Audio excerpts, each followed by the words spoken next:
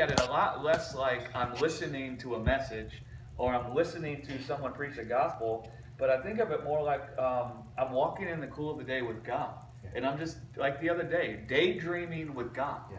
Right?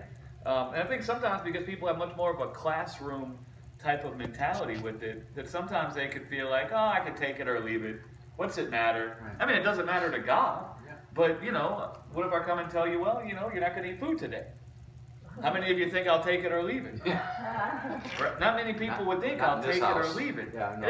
That's not to say that you have to hear a message in order to get the Word of God, but it's one of the very good outlets with which we get it. But sometimes we can get lulled into complacency or lulled into a place of sleep where if we just want to say it as radically as we can, we end up thinking, I don't need the bread of life today.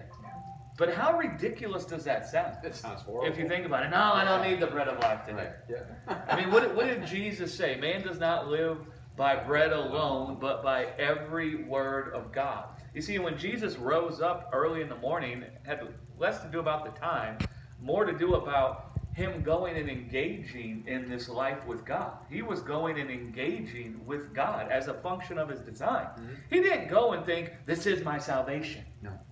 He went because he loved fellowshipping with God around the Word. Right? Now, out of that, yes, it was his salvation. But he didn't look at it like, I'm going in order to get salvation. Right. He went to it as far as the way he thought about it was, man, it's cool to hang out with God. Right? Now, out of that came great salvation. But he wasn't goal-oriented.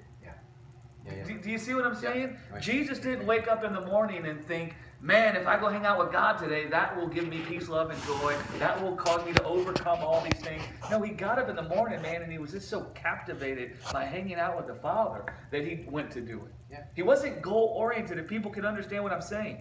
Yeah. Did he know that that would strengthen him? Yes. Did he know that there'd be fullness of joy found? Yes, he knew those things, but he wasn't like working a goal. It wasn't like self-discipline.